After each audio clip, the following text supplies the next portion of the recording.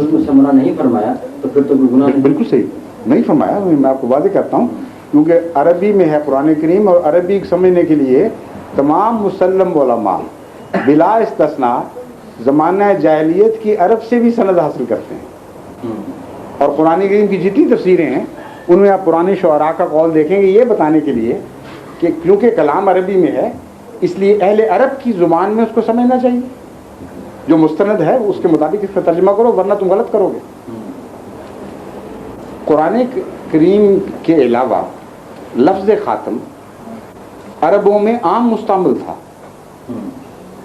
اس استعمال کے مخالف قرآن کریم نے استعمال کیا ہے یا اس کے مطابق ہی یہ بحث ہے. صرف اگر مخالف کیا ہے ان معنوں کو ترک کر کے جو عربوں میں رائج تھے تو ثابت کرنا پڑے گا کہ کہاں لکھا ہوا ہے کہ قرآن کریم کہتا ہے کہ یہ لفظ خاتم تمام مستعمل معنوں کے خلاف ہے اور ایک نئے معنوں میں استعمال ہوا ہے. جب تک کوئی ثابت نہ کرے اس پر وہ ہم پر لازم ہی نہیں آتا اس کی بات مانے. قرآن کریم کے لفظ خاتم کو سب سے بہتر سمجھنے والا کون سا وجود تھا؟ حضرت اقدس محمد مصطفیٰ. اس سے بڑھ کر تو نہیں تھا. آپ نے اگر یہ لفظ خاتم کا اپنے محاورے میں استعمال کیا ہو تو اس سے روشنی حاصل کرنا گناہ ہے. اگر آپ نے استعمال کیا تو روشنی حاصل کرنا تو گناہ نہیں ہے. ضروری ہے وقت کا دیکھنا. ہاں ضروری ہے کہ وقت کس وقت. سن تو لیجیے میں سب سمجھاؤں گا. ایک بات ضروری ہے بلکہ حضرت صلی اللہ علیہ وسلم نے حضرت علی رضی اللہ تعالیٰ عنہ کو مخاطب کر کے فرمایا اور یہ حدیث سنی کتب میں بھی ہے اور شیعہ کتب میں بھی ہے. الفاظ کا تھوڑا سا فرق ہے مگر اس سے مضمون پر کوئی فرق نہیں پڑتا. میں بتا دیتا ہوں کیا. آپ نے فرمایا ایک روایت کے مطابق انا خاتم الانبیاء وانتا یا علی خاتم الاولیاء. دوسری روایت کے مطابق آپ نے فرمایا انا خاتم الانبیاء وانتا یا علی خاتم الاصفیاء. لیکن لفظ خاتم کو مضاف اسی طرح اولیاء اور اصفیاء کی طرف کیا جس طرح انبیاء کی طرف کیا. ایک ہی سانس میں خاتم کو دونوں جگہ استعمال کر کے بریکٹ کر دیا. میری گزارش آپ سے یہ ہے کہ لفظ خاتم کا جو بھی چاہیں ترجمہ کریں دونوں جگہ کر کے دکھا دیں وہ ترجمہ. مسئلہ حل ہو جائے گا. اگر ترجمہ ایک جگہ جائز ہو تو دوسری جگہ بھی جائز ہونا چاہیے. ٹھیک ہے کہ نہیں؟ اب بتائیے اگر ہم موجودہ علماء کی بات مانیں اور خاتم کا ترجمہ یہ کریں کہ زمانے کے لحاظ سے آخری جس نے نبوت کو ختم کیا ہے اور اس کے بعد کسی قسم کی کوئی نبوت بھی قیامت تک انسان نہیں دیکھ سکے گا اور کسی نبی کی شکل نظر نہیں آئے گی. اس کے بعد خاتم الاولیاء کا کیا ترجمہ ہوگا بتائیے؟ کوئی نہیں. اور ولایت کا خاتمہ ہو گیا. اور خاتم الاصفیاء کا کیا ترجمہ ہوگا؟ صفا پاک لوگ جو ہیں وہ بھی ہمیشہ کے لیے. آخری شخص جو صاف اور پاک کیا گیا وہ علی تھے. آخری ولی جو قرآن اور رسول نے پیدا کیے اپنی قوت سے وہ علی تھے. یہ ہونا چاہیے نا ترجمہ. تو پھر اس کو کیوں نہیں مانتے؟ ہاں اس کے لیے یا کیا نبی کریم صلی اللہ علیہ وسلم نے اپنے لیے جو خاتم کا لفظ استعمال کیا اس کے معنی آپ اس کی بھی تو بیان کرنا کہ آپ نے وہ میں کر دوں گا. مگر پہلے میری بات سن لیجیے تسلی سے حوصلے سے تاکہ آپ کو سمجھ آئے کہ ہم کیوں دیکھ رہے ہیں کس روشنی میں اس مضمون کو دیکھ رہے ہیں. اگلی بات عربوں نے لفظ خاتم کو بکثرت استعمال کیا. خاتم الاطباء بھی کہا، خاتم الخطباء بھی کہا، خاتم الشعراء بھی کہا، خاتم الحکماء بھی کہا، خاتم الخلفاء بھی کہا. یعنی اس لفظ کو بکثرت عرب پہلے سے بھی استعمال کر رہے تھے. کوئی نیا محاورہ نہیں تھا جو قرآن کریم نے ایجاد کیا ہو اور قرآن کریم کے نازل ہونے کے بعد بھی کرتے رہے. اگر خاتم کا وہ معنی لیا جائے جو آج کے علماء ہم پر ٹھونسنا چاہتے ہیں تو ہر جگہ وہ معنی ثابت ہونا چاہیے یا کسی جگہ تو ثابت ہونا چاہیے. ہر جگہ اگر اس معنی کو لیں گے تو مطلب یہ ہوگا کہ عرب جب کہتے تھے خاتم الحکماء تو ان کے نزدیک وہ آخری حکیم تھا جس کے بعد کوئی حکیم پیدا نہیں ہو سکتا. وہ آخری شاعر تھا جس کو خاتم الشعراء کہا گیا، پھر کوئی شاعر پیدا نہیں ہو سکتا. کہیں بھی یہ معنی نہ کہنے والے کے ذہن میں تھے، نہ سننے والے نے اسے اخذ کیا. اس لیے وہ معنی جو عرب محاورے کے مخالف ہوں، حضرت رسول اکرم صلی اللہ علیہ وسلم کے استعمال کے مخالف ہوں اور عقل کے منافی ہوں، وہ کیسے قبول کر لیں جب تک کوئی ٹھوس دلیل اس کے حق میں نہ پیش کی جائے.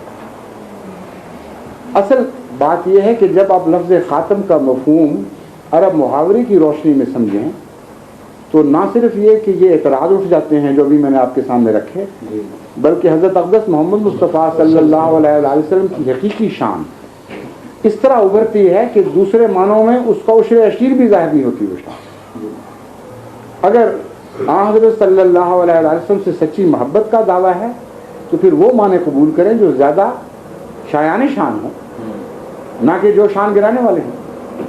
اب صرف یہ گفتگو میں کروں گا کہ ہمارے نزدیک شایان شان معنی کون سے ہیں، اور ان کو ثابت کروں گا کہ ہر عرب استعمال میں وہ اپلائی کرتے تھے.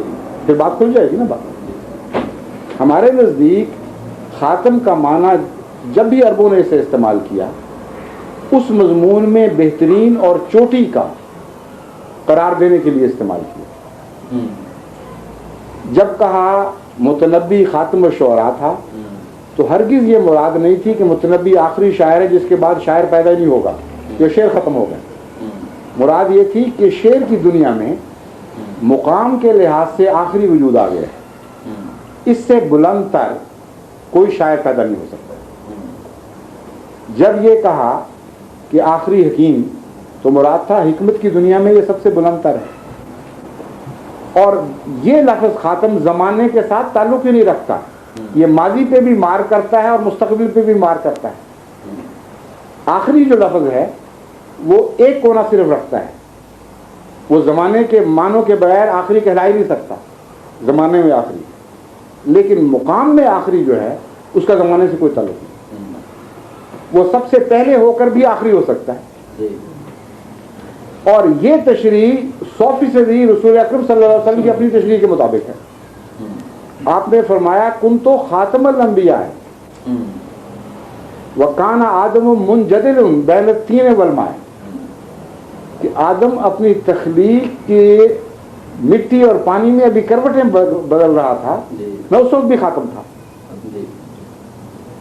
صاف پتہ چلا کہ خاتم جن معنوں میں حضور اکرم صلی اللہ علیہ وسلم نے سمجھا اس کا زمانے سے کوئی تعلق نہیں، مقام سے تعلق ہے. کیونکہ سب سے اعلیٰ اگر خدا کے ذہن میں حضور اکرم صلی اللہ علیہ وسلم تھے تو اس وقت بھی آپ سب سے اعلیٰ تھے جب ابھی آدم پیدا بھی نہیں ہوا تھا، اور اس وقت بھی سب سے اعلیٰ رہیں گے جب سب دنیا ختم ہو جائے گی.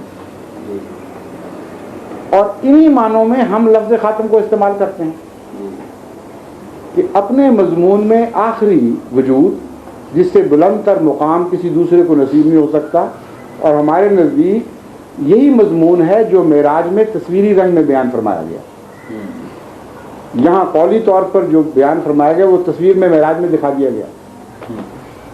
دوسرا لفظ خاتم مہر کے معنی رکھتا ہے جو تصدیق کے لیے استعمال ہوتی ہے اور سند کے لیے استعمال ہوتی ہے. جب بادشاہ کی مہر کسی چیز پر لگتی ہے تو اس لیے لگائی جاتی ہے کہ اسے قانونی سند اور بادشاہ کی اتھارٹی حاصل ہو گئی. حضرت صلی اللہ علیہ وآلہ وسلم ان معنوں میں بھی خاتم تھے، نبوت میں آخری سند تھے، اور ان معنوں میں بھی عرب ہمیشہ دوسرے کو خاتم قرار دیا کرتے تھے. یعنی جب متنبی کو خاتم کہا تو مراد یہ ہے کہ متنبی کا شعر سند ہوگا دوسرے کی شعریت جانچنے کے لیے. کسی شاعر کا شعر متنبی کا شعر جانچنے کے لیے سند نہیں ہوگا. چنانچہ اب بھی ہم اردو میں اگر میں کوئی کلام کہوں اور آپ میرا نقص نکالیں تو آپ کہیں گے دیکھیے آپ کا استعمال غالب کے استعمال کے مخالف ہے. میں چھوڑ دوں گا بات اسی وقت، کیونکہ غالب ہمارے نزدیک سند بن چکا ہے. اس لیے نبوت میں ایک ہی سند ہے اب، یعنی حضرت اقدس محمد مصطفیٰ صلی اللہ علیہ وسلم. جو بھی نبوت کا دعویٰ کرے خواہ وہ ماضی میں کیا ہو یا مستقبل میں ہو، جب تک حضرت محمد مصطفیٰ صلی اللہ علیہ وسلم کی کسوٹی پر وہ پورا نہیں اترتا وہ نبی کہلانے کا مستحق نہیں. اس پر آپ کی مہر ہو گئی. ان معنوں میں بھی ہم آپ کو خاتم النبیین مانتے ہیں. پھر عرب لفظ خاتم کو محض زینت کے لیے بھی استعمال کرتے تھے، یعنی بعض اوقات زمانے اور مقابلے سے الگ ہو کر محض یہ بتانے کے لیے کہ زینت محفل ہے. مثلا شعراء کی محفل میں متنبی آیا تو شعراء کو زینت مل گئی، اطباء کی محفل میں بو علی سینا ظاہر ہوا تو محفل کے منہ پہ رونق آ گئی. ان معنوں میں کیونکہ انگوٹھی زینت کے لیے استعمال ہوتی ہے اور خاتم کا ایک مطلب انگوٹھی بھی ہے. ان معنوں میں بھی ہم حضرت اقدس محمد مصطفیٰ صلی اللہ علیہ وسلم کو خاتم مانتے ہیں کہ گویا یہ مانا ہوا کہ آپ کے آنے سے پہلے محفل انبیاء سونی تھی، اگر آپ نہ آتے تو یہ محفل سونی اور نامکمل رہتی. آپ آئے تو زینت آئی اور حسن آ گیا اس مجلس کے منہ پہ. جس طرح ایک شاعر نے کہا ہے کہ رات محفل میں تیرے حسن کے شعلے کے حضور، شمع کے منہ پہ جو دیکھا تو کہیں نور نہ تھا. حضور اکرم صلی اللہ علیہ وسلم ہی نور ہیں مجلس کے. جب آپ آئیں تو گویا باقی زینت ہی کوئی نہیں رہی. یہ ہے کمال کا ایک ٹریبیوٹ دینا کسی کو اس کے حسن اس کی زینت کو. ان معنوں میں بھی ہم حضرت اقدس محمد مصطفیٰ صلی اللہ علیہ وسلم کو خاتم مانتے ہیں. پھر ایک اور مضمون ہے خاتمیت کا جس کی طرف علماء توجہ نہیں کرتے، حالانکہ قرآن کے متعلق خود مانتے ہیں کہ سیاق و سباق کو چھوڑ کر اس کا معنی نہیں کرنا چاہیے. جو آیت جہاں نازل ہوئی ہے اس سے پہلے بھی کچھ نازل ہوا ہے، کچھ بعد میں بھی نازل ہوا ہے، ان پر غور کرو تو وہ آیت اپنے مفہوم کو خود واضح کر دے گی. اگر سیاق و سباق کو چھوڑ دے تو بسا اوقات مضمون کے بالکل برعکس معنی بھی لے لیے جاتے ہیں. مثلا قرآن کریم فرماتا ہے لا تقربوا الصلاۃ. اب اس کا سیاق و سباق چھوڑ دیں تو بعض لوگ تبصرہ میں کہتے ہیں کہ ہم کس طرح نماز پڑھیں، قرآن شریف میں لکھا ہوا ہے نماز کے قریب بھی نہ جاؤ، حالانکہ آگے یہ بھی تو لکھا ہوا ہے وانتم سکارا. تو اس کا بھی تو سیاق و سباق ہے، وہ ہے کیا وہ میں آپ کو بتاتا ہوں. جب اس پر غور کریں گے تو بالکل مسئلہ ہی حل ہو جائے گا. سیاق و سباق یہ ہے کہ اللہ تعالیٰ فرماتا ہے ما کان محمد ابا احد من رجالکم ولکن رسول اللہ و خاتم النبیین، کہ محمد مصطفیٰ صلی اللہ علیہ وسلم تمہارے جیسے مردوں کے باپ نہیں. میں اس کا یہ ترجمہ کیا کرتا ہوں، من رجالکم کا مطلب ہے تم رجولیت کیا لیے پھرتے ہو جو یہ اعتراض کر رہے ہو کہ بیٹا کوئی نہیں. یہ تھی اصل بات. الزام یہ تھا کہ یہ تو لاولد ہے، اور نعوذ باللہ من ذالک جس کو تانے کے طور پر لیا کرتے تھے کہ یہ مردانگی صفات سے آ رہی ہے ورنہ اس کو بیٹا ملتا. یہ عربوں کا ایک تصور تھا جاہلانہ، اور یہ اعتراض کیا کہ اس کا کوئی جسمانی بیٹا نہیں، اس لیے یہ خوبیوں سے آ رہی ہے، مردانہ خوبیوں سے آ رہی ہے. جواب خدا نے یہ دیا کہ ہاں تمہارے جیسے مردوں کا باپ نہیں ہے اور اس سے کوئی فرق نہیں پڑتا. پھر کس کا باپ ہے یہ جواب ہونا چاہیے نا. یہ جواب تو نہیں ہونا چاہیے کہ روحانی باپ بھی نہیں ہے. اگر یہ جواب ہو تو اتنا خطرناک نتیجہ نکلے گا کہ بدی پر بدی کا اضافہ ہو جائے گا. دوسرے علماء کی اس لیے ہم بات نہیں مانتے. ہم کہتے ہیں بے شک قتل کرو، ہمیں مارو کاٹو جلاؤ، ہم وہ بات ہرگز نہیں مانیں گے جو حضرت صلی اللہ علیہ وآلہ وسلم کی شان کے منافی ہو اور دشمن کے اعتراض کو تقویت دینے والی. ان کا ترجمہ یہ بنتا ہے کہ گویا نعوذ باللہ من ذالک خدا نے یہ کہا کہ تم کیا بات کر رہے ہو کہ صرف جسمانی طور پر کسی مرد کا باپ نہیں، ہم تمہیں بتاتے ہیں کہ روحانی باپ بھی نہیں. اس کی نسل میں یا اس کی امت میں کوئی نبی بھی اب پیدا نہیں ہو، جبکہ گزشتہ انبیاء کی امت میں حضرت ابراہیم علیہ السلام اور دیگر انبیاء کی امت میں خدا نبی بھی بھیجتا رہا. تو اصل اعتراض کیوں نہیں کرتے کہ اس کے بعد تو نبی بھی ختم ہے. ہم کہتے ہیں یہ جواب درست نہیں، یہ شان محمد مصطفیٰ صلی اللہ علیہ وسلم کے شدید منافی ہے. جواب یہ بتا رہا ہے کہ تم باتیں کیا کر رہے ہو، دنیا کے مردوں اور تمہارے جیسے مردوں کی خدا کے نزدیک قیمت ہی کوئی نہیں. یہ نبیوں کا باپ ہے. اسی لیے مولانا محمد قاسم صاحب نانوتوی جو دیوبندی اسکول کے بانی مبانی ہیں، انہوں نے بین ہی یہ ترجمہ کیا ہے اپنی کتاب تہذیب الناس کو اور یہ بحث اٹھائی ہے کہ تم لوگ آخری آخری کیا لگا رہے ہو. محض آخری ہونا کوئی فضیلت نہیں, اور یہ مقام مدح ہے, مقام ذم نہیں ہے. اس لیے اس آیت کا کوئی معنی ہم قبول نہیں کریں گے جو مقام ذم کی طرف یعنی برائی کی طرف لے جاتا ہے. تعریف کا مقام ہے, تعریف کا معنی کرو. اور تعریف کے معنی کا تقاضا یہ ہے کہ یہاں یہ ترجمہ کیا جائے خاتمیت کا کہ وہ نبیوں کا بھی باپ ہے, اور خاتمیت جو ہے وہ اب ایک اور معنوں سے ہم پر کھل گئی. مہر اپنا نقش پیدا کرتی ہے اور بیٹا اس باپ کے نقش کو قبول کرتا ہے اور اسی سے پہچانا جاتا ہے. تو خاتم النبیین کا یہ مطلب بنا کہ تمام انبیاء کے یہ باپ ہیں, زمانے سے قطع نظر. وہاں بھی زمانیت ختم ہو گئی, اس میں اگلے اور پچھلے کی بحث ہی کوئی نہیں ہے. فرمایا یہ کہ جس میں شان محمد مصطفیٰ صلی اللہ علیہ وسلم کے آثار دیکھو گے, وہ محمد مصطفیٰ کے صدقے سے اس میں داخل ہوئے ہیں, اور روحانی باپ محمد مصطفیٰ صلی اللہ علیہ وسلم. اس لیے تمہارے جیسے مردوں کا باپ ہونا کیا ہے, خدا نے تمام انبیاء کا باپ محمد مصطفیٰ صلی اللہ علیہ وسلم کو قرار دے دیا ہے, کیونکہ آپ کی مہر سے آپ کی شکل کے آثار نبیوں میں ظاہر ہوئے, اور اگر وہ آثار نبیوں میں نہیں پائے جائیں گے تو وہ نبی جھوٹے ہوں گے, وہ بیٹا ہی نہیں ہوں گے پھر رسول کریم صلی اللہ علیہ وسلم. ان معنوں میں بھی ہم حضرت صلی اللہ علیہ وسلم کو خاتم النبیین مانتے ہیں.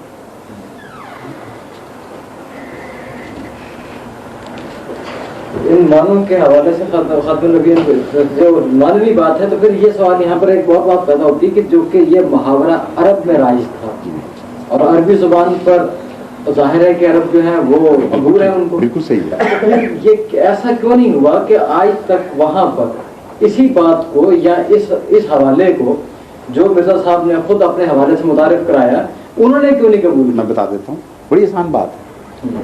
رسول کریم صلی اللہ علیہ وسلم پر جو قرآن نازل ہوا وہ عربی میں تھا یا عجمی زبان میں تھا؟ عربی زبان میں. اور عربی زبان کو عرب سمجھتے تھے کہ نہیں؟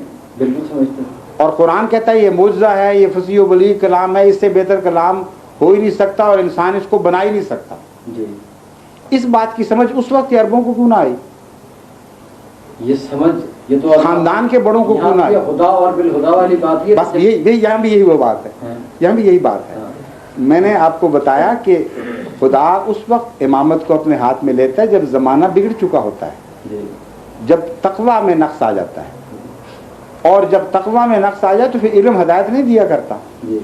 چنانچہ قرآن کریم نے آپ کی بات کا جواب پہلی آیت میں ہی رکھا ہوا ہے. یعنی پہلی آیت سورہ فاتحہ کی ہے, اس کے بعد سورہ بقرہ کی پہلی آیت میں ذالک الکتاب لا ریب فیہ ھدی للمتقین. ھدی للعرب نہیں فرمایا, حالانکہ عربی میں کتاب ہے, عربی مبین میں ہے.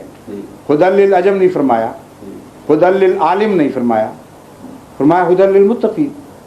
تو جواب یہ ہے کہ قرآن کریم عربی زبان میں نازل ہوا, اس میں شک نہیں, مگر جن لوگوں نے پہلے سنا انہوں نے قرآن میں نقص نکالنے کی کوشش کی. حالانکہ عرب اگر ذرا سا بھی تقویٰ رکھتے تو ان کو پتہ لگنا چاہیے تھا کہ یہ فصیح و بلیغ کلام ہے, اس میں کوئی نقص نہیں. تقویٰ سے آری تھے, علم سے بھی آری ہو گئے. خدا کو امام مہدی بھیجنے کی ضرورت کیا ہے؟ اگر تقویٰ انٹیکٹ ہو تو بےمانی بات ہے. اب میں دوسرا جواب آپ کو حضرت صلی اللہ علیہ وسلم کے حوالے سے دیتا ہوں, اور وہاں آپ کے جواب کا ایک اور پہلو بڑا نمایاں کر کے سامنے آ جائے گا کہ عرب کیوں نہیں. جب قرآن کریم کی سورہ جمعہ کی آیت نازل ہوئی, هو الذی بعث فی الامیین رسولا منہم یتلو علیہم آیاتہ ویزکیہم ویعلمہم الکتاب والحکمہ وان کانوا من قبل لفی ضلال مبین وآخرین منہم لما یلحقوا بہم وہو العزیز الحکیم. ذالک فضل اللہ یؤتیہ من یشاء واللہ ذو الفضل العظیم. اس کا ترجمہ پہلے کر دوں, پھر جب کا جواب بعد میں دوں گا.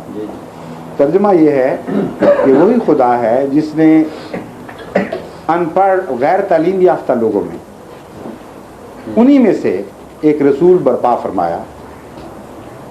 تشریف رکھیے جی. बाअस फिल उम्मीयीन रसूलन मिनहुम, लेकिन अजीब बात है कि उम्मियों में से पैदा हुआ और अचानक इसकी सिफात में एक इनकलाब अजीम बर्पा हो गया। खुदा की बातें उनको पढ़ के सुनाने लगा, उनका तज़किया नफ्स करने लग गया,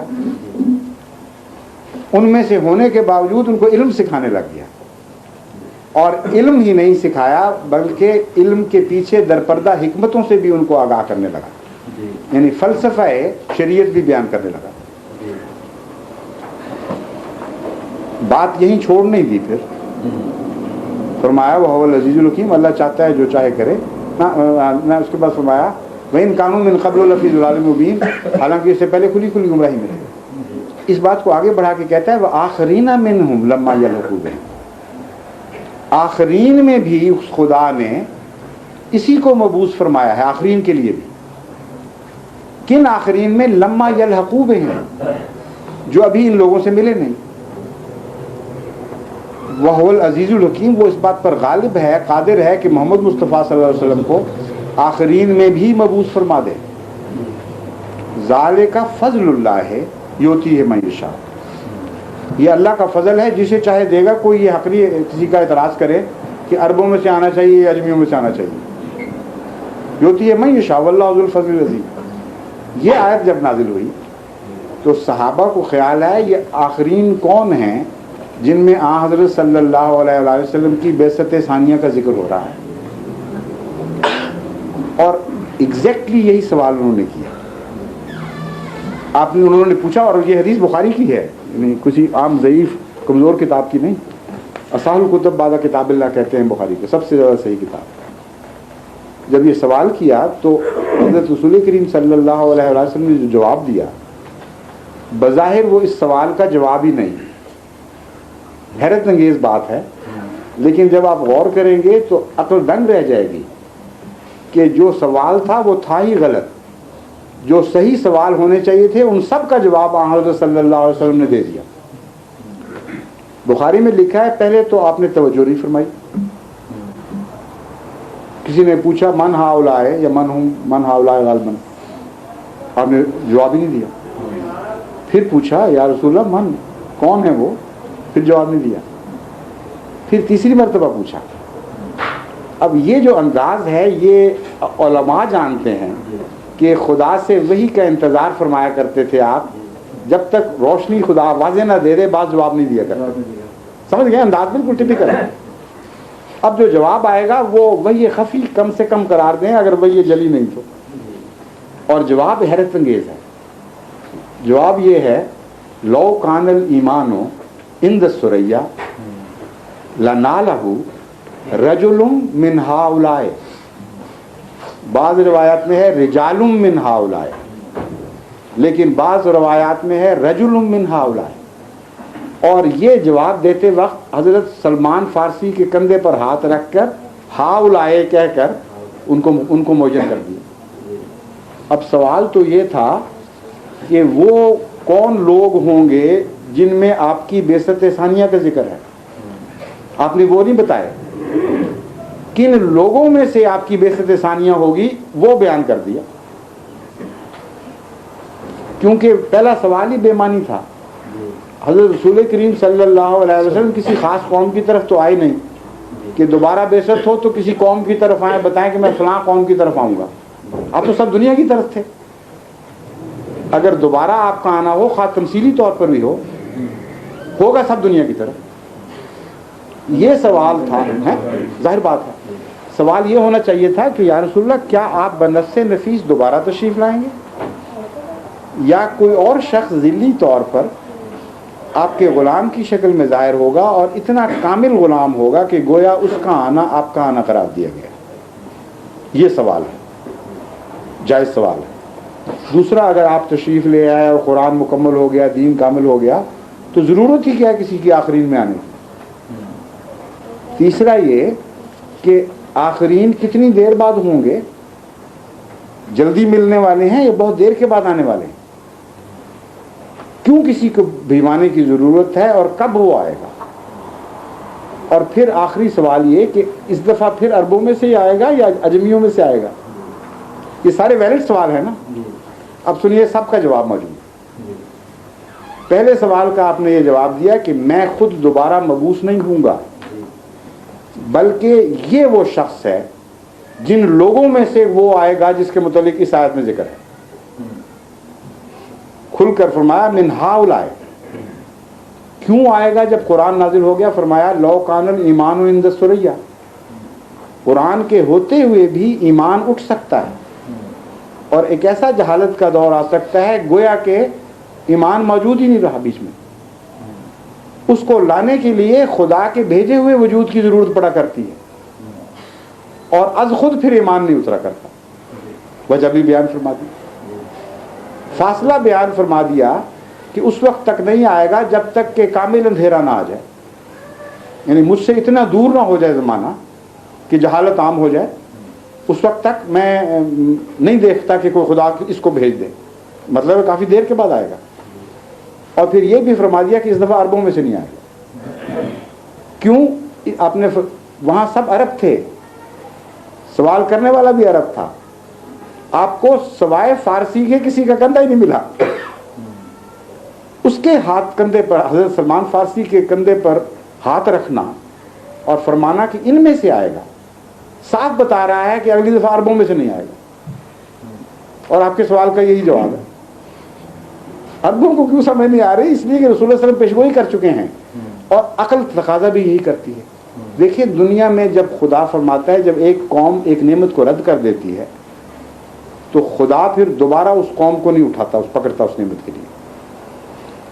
دنیا میں سب سے بڑی نعمت جو نازل ہوئی ہے وہ محمد مصطفیٰ صلی اللہ علیہ وسلم، اور عربوں کو چنا خدا نے، اس سے بڑا انعام ہو نہیں سکتا. اگر اس کے باوجود عرب اس کو بھول جائیں اور ایسی حالت پیدا ہونے دیں کہ گویا ایمان سریہ پر اٹھ گیا، تو خدا کا دستور یہ ہے پھر کہ پھر ان کو چھوڑ دیا کرتا بلا، خصوصاً اگر بڑی نعمت کی ناشکری ہو.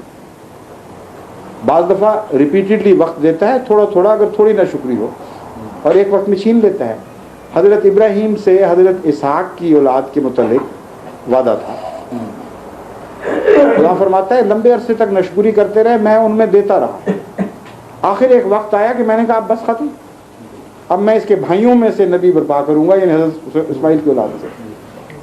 تو محمد رسول اللہ علیہ وسلم کی ناشکری میرے نزدیک اتنا بڑا عظیم گناہ ہے کہ اگر یہ ناشکری کی جائے تو خدا تعالیٰ اس کو معاف نہیں کرتا. اس لیے حدیث میں جو یہ ذکر تھا کہ اجمیوں میں سے آئے گا، وہ یہی مراد تھی. اس کا مطلب ہے وہ تقویٰ سے عاری ہوں گے تو ایمان اٹھے گا. جب تقویٰ سے عاری ہوگا پھر ہدایت کا کیا سوال، پھر مانوں کا کیا سوال. لیکن وہیں پر اپنے اصحابہ کرام کی محفل میں نبی صلی اللہ علیہ وسلم اب جب آپ روز فرما رہے ہیں اور سامنے حضرت عمر فاروق رضی اللہ تعالیٰ عنہ بیٹھے ہیں جی، تو آپ کہتے ہیں، آپ فرماتے ہیں کہ اے عمر تیرے چہرے پر نبوت کا تاج بہت خوبصورت لگتا ہے. لیکن پھر آپ نے اپنے اصحابہ کی طرف اشارہ کیا اور فرمایا کیا میرے اصحابہ یہ مت سمجھ لینا کہ میرے بعد کوئی نبی آئے گا. ٹھیک ہے، بالکل میرے بعد کوئی نبوت نہیں. جی بالکل صحیح ہے. یہ الگ بحث اٹھے گی. پہلے یہ مسئلہ تو سمجھ لیا نا آپ نے اب تک جی کہ جو بھیجے گا خدا جی، اس کا جو بھی مقام ہوگا وہ عربوں میں سے نہیں ہوگا، دیر کے بعد آئے گا. نہیں یہاں میرا خیال سے میں سوال سمجھا نہیں سکا. میرا کہنا نہیں، میں آپ کی بات سمجھ گیا ہوں. عربوں سے نہیں مراد. نہیں، میں آپ کی بات نہیں، میری بات سمجھ لیجئے. عربی سمجھنا کافی نہیں ہے قرآن سمجھنے کے لیے، تقویٰ ضروری ہے. ہدی للمتقین فرمایا ہے قرآن کریم نے. یہ جواب تھا میرا اصل. اور بعد میں بتایا کہ رسول کریم صلی اللہ علیہ وسلم نے بھی جو نقشہ کھینچا ہے وہ یہ کھینچا ہے کہ ایمان گویا سوریا پہ چلا گیا. جب ایمان ہی سوریا پہ چلا گیا تو ترجمے کون صحیح کرے گا؟ اس کے لیے تو تقویٰ چاہیے. یہ میں دلیل دے رہا تھا. اب آپ نے مسئلہ بدل کے ایک اور مسئلہ شروع کیا کہ حدیث سے ثابت ہوتا ہے کہ ہر قسم کی نبوت گویا بند ہو گئی ہے. خاتم النبیین کی تشریح تو ختم ہوئی قرآن کی. اب ہم حدیث پہ آ جاتے ہیں. ایک آپ نے یہ بھی حدیث بیان کی، ایک اور بھی حدیث ہے. آپ نے فرمایا کہ اگر کوئی نبی مبعوث ہونا ہوتا لبعثت یا عمر، اے عمر تو مبعوث ہوتا میرے بعد اگر کوئی نبی مبعوث ہونا ہوتا. ٹھیک ہے نا؟ اب ایک فیصلہ کر لیں آگے بات بڑھانے سے پہلے. تقویٰ کا تقاضا یہ ہے کہ حضرت صلی اللہ علیہ وسلم نے اس مضمون پر جو کچھ بھی فرمایا ہے سب کو مانیں, یہ نہیں کہ آدھے کو مان لیں اور آدھے کو چھوڑ دیں, پھر مسئلہ حل ہو جائے گا. اگر آدھی حدیثیں آپ پکڑ لیں اور آدھی میں پکڑ لوں پھر تو مسئلہ حل ہو ہی نہیں سکتا. اس لیے میں یہ بھی مان لیتا ہوں. ایک اور حدیث کی طرف بھی آپ کی توجہ دلاتا ہوں. آپ نے حضرت علی رضی اللہ تعالیٰ عنہ کو اپنے بعد امام مقرر کیا, امیر مقرر فرمایا جب غزوے کے لیے شمال کی طرف تشریف لے گئے, اور فرمایا کہ حضرت علی کو مخاطب کر کے کہ علی بمنزلت ہارون ہے میرے لیے, جس طرح موسیٰ کے بعد ہارون تھا اسی طرح اس کی اطاعت کرنی ہوگی, سوائے اس کے کہ لا نبی آبادی, میرے بعد نبی نہیں. ایک یہ بھی فرما دیا. بعد والی حدیثیں کافی کہوں گئی اور بھی بہت سی ہیں. اب آنے والی حدیثیں بھی سن لیجیے. مسلم کی ایک حدیث میں آپ نے فرمایا کہ مسیح نازل ہوگا اور وہ نبی اللہ ہوگا, آنے والا مسیح, اور ایک ہی حدیث میں 4 مرتبہ اس کو نبی اللہ بھی فرما دیا. ایک اور حدیث میں آپ نے فرمایا جو حضرت ابراہیم علیہ السلام کی وفات کے وقت تھی, آپ کے بیٹے سجادہ حضرت ابراہیم کی وفات کے وقت, اور یہ وفات خاتم النبیین آیت کے نازل ہونے کے بعد کی ہے, قطعی طور پر تمام علماء متفق ہیں. حضرت ابراہیم علیہ السلام اس لیے کہہ رہا ہوں کہ ایک حدیث میں یہ بھی فرمایا گیا ہے کہ یہ نبی تھا, اس لیے میں آپ کے بیٹے حضرت ابراہیم کے لیے علیہ الصلوۃ والسلام آٹومیٹکلی میرے منہ سے نکلتا ہے. اور آپ کی سن 5 میں ہجری میں آپ کی پیدائش ہوئی, اور 9 کے آغاز میں غالباً 4 سال کی تقریباً عمر تھی جب آپ نے وفات پائی, اور آیت خاتم النبیین سن 5 میں نازل ہوئی ہے, یا کچھ بعد میں احزاب کے جنگ سورہ احزاب میں ہے, احزاب کے وقت کی ہے, بات کی ہے, مگر وفات سے بہرحال پہلے کی ہے. یہ قطعی بات ہے, ٹھیک ہے نا. اب سنیے, حضرت ابراہیم علیہ السلام کو جب آپ نیچے لحد میں اتار, علیہ السلام مناسب نہیں شاید کہنا ہوں, حضرت ابراہیم سے مغالطہ ہو جائے گا. حضرت ابراہیم جو بھی خدا کے لیے آپ کا مقام تھا, ان کو جب لحد میں اتار رہے تھے تو ایک حدیث کے مطابق آپ نے فرمایا لو آشا لکانا صدیقا نبی, اگر یہ زندہ رہتا تو لازماً سچا خدا کا پاک باز نبی بنتا. اب 2 حدیثیں نفی کی اکٹھی ہو گئی اور 2 حدیثیں اس بات کی اکٹھی ہو گئی, اور کلام محمد مصطفیٰ صلی اللہ علیہ وسلم میں تضاد ممکن ہی نہیں ہے. اس لیے لازماً ہمیں ان دونوں حدیثوں کے درمیان صلح کرنی پڑے گی, یعنی ایسا مفہوم بیان کرنا پڑے گا جس سے تضاد نہ پیدا ہو بلکہ دونوں کے درمیان مفاہمت پیدا ہو جائے. وہی قابل قبول ہو سکتا ہے, اس کے سوا کوئی مفہوم قابل قبول نہیں. پہلے علماء نے بھی اس مسئلے پر غور کیا, اور ایک اور حدیث پر بھی اس سلسلے میں غور کیا, وہ حضرت عائشہ صدیقہ رضی اللہ تعالیٰ عنہ کی حدیث ہے.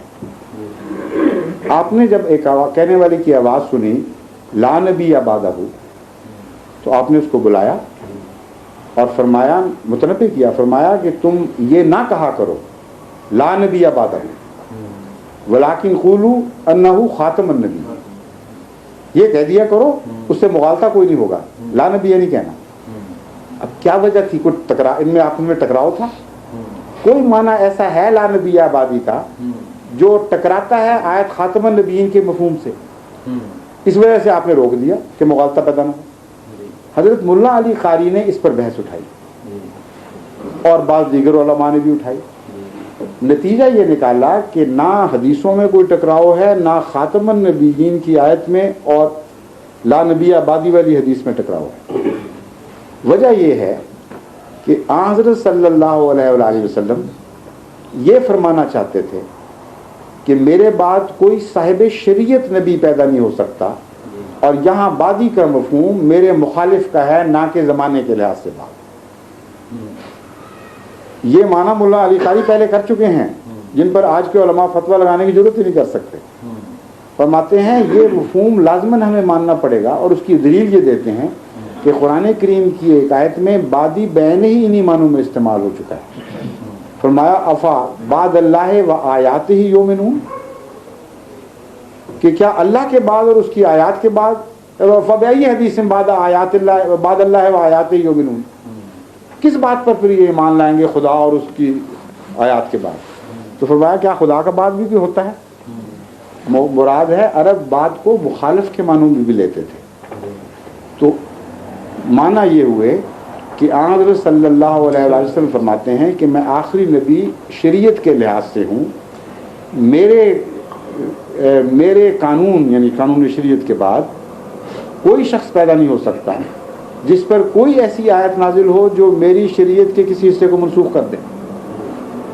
کوئی ایسا آ نہیں سکتا جو میری سنت کو کینسل کر دے اور میرے قول کو ختم کر سکے. بات کا معنی کسی معنوں میں بھی میرے مخالف کبھی کوئی پیدا نہیں ہوگا. میرے موافق نبی اگر پیدا ہو جائیں تو کوئی حرج نہیں.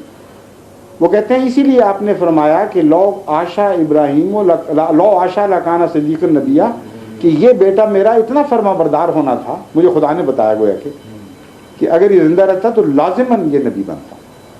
یہ مخالف نہیں ہے ان حدیثوں کے.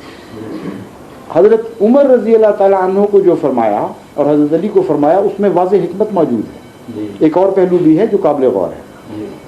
حضرت صلی اللہ علیہ وآلہ وسلم کے مان بعد یا فورسیبل فیوچر میں کسی کا آنا مقدر نہیں تھا، کیونکہ حضور اکرم نے بخاری والی حدیث میں جو تشریف فرمائی ہے لو کان الایمان عند الثریا، اس سے بھی پتہ چلتا ہے کہ آپ کی غلامی میں جو آنے والا ہے وہ بہت بعد میں آئے گا. اور ان خطرہ ہو سکتا تھا صحابہ کا یہ سمجھنا، اس بات کا خطرہ ہو سکتا تھا کہ صحابہ یہ سمجھ لیں کہ عمر کی جو اتنی تعریف ہوئی ہے تو بعد میں وہ نبی نہ بنا بیٹھے، یا حضرت علی کو چھوڑ کر گئے ہیں اور پیچھے نبی نہ بنا بیٹھے. تو وہ بعد مفہوم یعنی مختص بزمانہ بعد ہے، اور بعض مختص بزمانہ ہوتے ہیں، یعنی بعض زمانے تک بعد ہوتے ہیں، بعض دوسرے زمانے تک نہیں ہوتے. اس کی مزید تشریح ایک اور حدیث سے ہوتی ہے جو اس مضمون پر آخری حرف کا حکم رکھتی ہے. ایک طرف آپ فرمائے ہیں میرے بعد کوئی نبی نہیں، ایک طرف فرماتے ہیں مسیح نبی ہوگا. آخر ان دونوں کے درمیان تضاد کیسے دور ہے؟ تضاد تو خود آپ دور فرما چکے ہیں. بعد کا زمانہ محدود بھی ہو سکتا ہے اور لامحدود بھی ہو سکتا ہے. آپ کی کیا مراد تھی یہ آپ ہی بہتر جانتے ہیں. آپ ایک موقع پر فرماتے ہیں لیسا بینی و بینہ نبی. جب میں کہتا ہوں میرے بعد نبی نہیں تو گویا مطلب یہ ہے کہ مسیح کے آنے تک کوئی نبی نہیں ہے. درمیان میں جو بھی دعویٰ کرے گا جھوٹا ہوگا. ہاں جو مسیح کا دعوے دار ہوگا اس کا نبی ہونا ضروری ہے، کیونکہ اس کے لیے خود آپ 4 دفعہ نبی کا لفظ استعمال کرتے ہیں، اس لیے کہ اس کا نبی ہونا رسول کریم صلی اللہ علیہ وسلم کی امت کے مخالف نہیں ہو سکتا. اسی لیے انبیاء یا علماء آج کل کے یہاں پہنچ کر بڑے مخمصے میں مبتلا ہو جاتے ہیں اور اپنے موقف سے ریگل آؤٹ کرنے کی عجیب طرح کی کوششیں کرتے ہیں. جب احمدی ان سے پوچھتے ہیں کہ جناب آپ تو کہتے تھے لا نبی آبادی لا نفی جنس ہے، یہ ایک اصطلاح ہے گرامر کی کہ لا نفی جنس کا مطلب ہے کسی قسم کا کوئی آ ہی نہیں سکتا نہ، تو اس کا مطلب تو یہ بھی ہے نہ پرانی قسم کا آ سکتا ہے نہ نئی قسم کا. اور اگلے سانس میں آپ مسیح کو جو ایک پرانا نبی تھا جب داخل کرتے ہیں تو نفی جنس ٹوٹ گئی. یہاں ہم سوال اٹھاتے ہیں. اس کا جواب بعض علماء نے یہ دیا ہے، ان کی کتابوں میں چھپا ہوا موجود ہے، کہ اصل بات یہ ہے کہ جو عیسیٰ علیہ السلام تشریف لائیں گے تو وہ امتی بن جائیں گے اور اپنی شریعت نہیں چلائیں گے بلکہ شریعت محمدیہ پر قائم ہو کر اسی کو نافذ کریں گے. اس لیے کوئی حرج نہیں.